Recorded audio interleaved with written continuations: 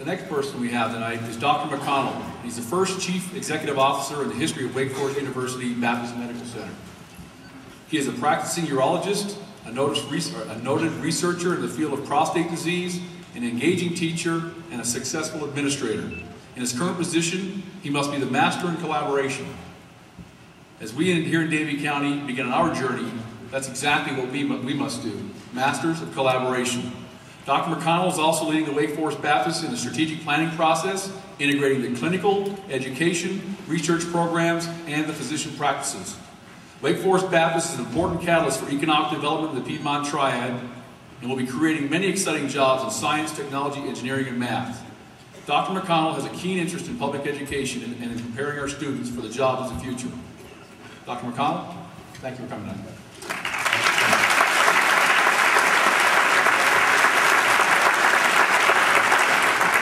Thank you, Larry, and good evening, everyone. This is an amazing event. I commented to several people walking in, often asked to give brief remarks at public gathering, and you're expecting, candidly, low energy, 6 to 12 people in the room. This is really amazing. However, I noticed most of you going through the food line and then coming over here and sitting down. Now, as Dr. Atala can tell you, what happens when you do that is all your blood flow gets shunted to your stomach, away from your brain. So I'm going to try to stimulate something here with two questions. I want anyone in the room whose life has been fundamentally, beneficially impacted by a single teacher to please stand up.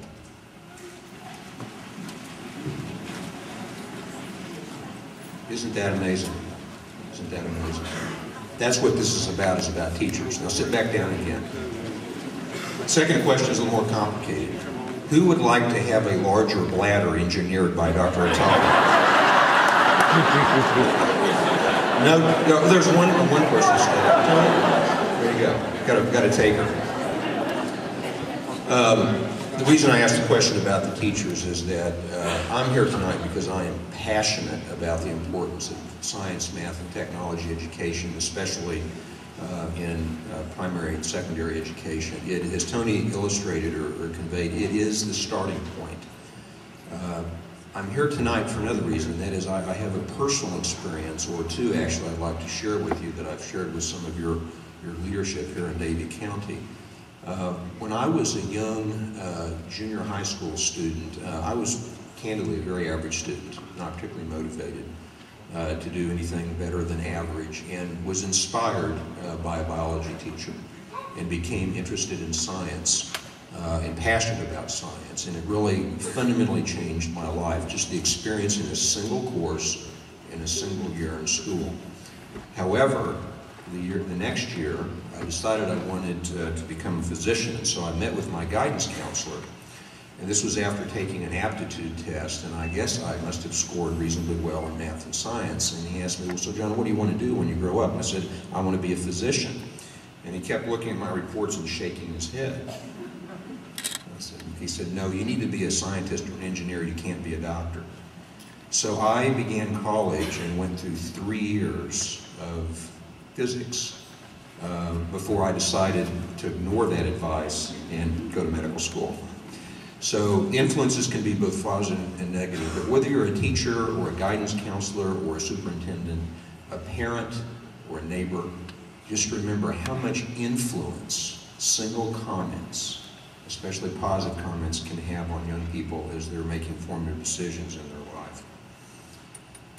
Science and technology is very important for the future of our medical center, and frankly, Tony and I are going to be a little selfish here tonight. There isn't a compelling business case for Wake Forest University Baptist Medical Center to engage and promote science and math education in Davie County. And the reason is threefold. Our mission, which we've recently recalibrated, classically academic medical centers talk about their missions being three: patient care, teaching, and research. And this sets actually up some debate sometimes within academic medical centers about, well, what's the most important mission? And conflicts of time and interest and even resources arise when you say you have three separate missions. So we have recently declared with our employees and our faculty that Wake Forest Baptist, in fact, has only one mission. And that mission is to improve the health of our region, our state, and our nation. Now, we have three unique ways, and it really is what discriminates us or distinguishes from very high-quality hospital systems in general, is that we have three ways in which we achieve that mission. We provide preeminent care, very important, but we push the next generation of discoveries, as you heard from Dr. Atala, that will improve the diagnosis and treatment, and hopefully even prevention of disease, so discovery. And third, we're charged not just with training students per se, but with training the next generation of leaders in science and healthcare. In all of those areas, we need young people, and we prefer young people from our own backyard, who have the tools necessary to be successful in the type of future that Dr. Atala painted for you.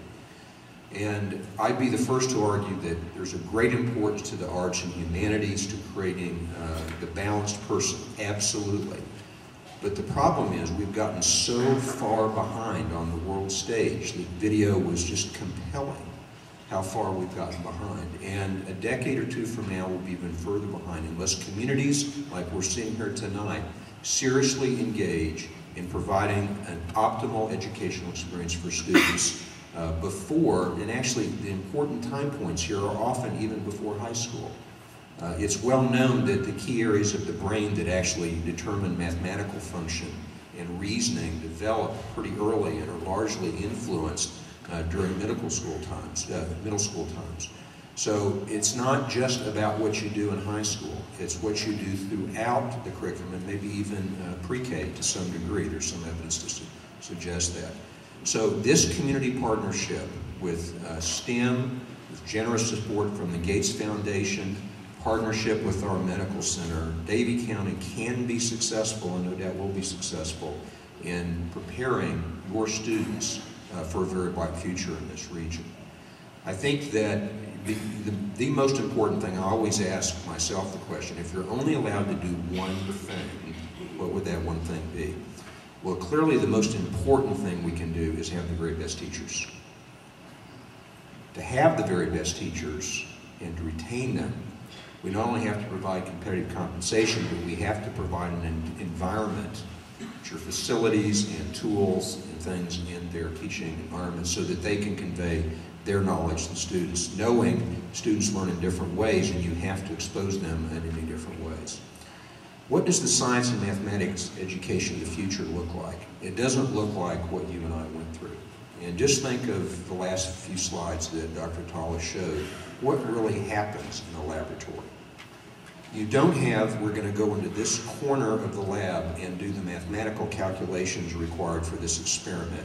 Then we're going to go into another corner and think about the biology, and yet another corner and think about the chemistry. Tony, that's not the way science works, is it?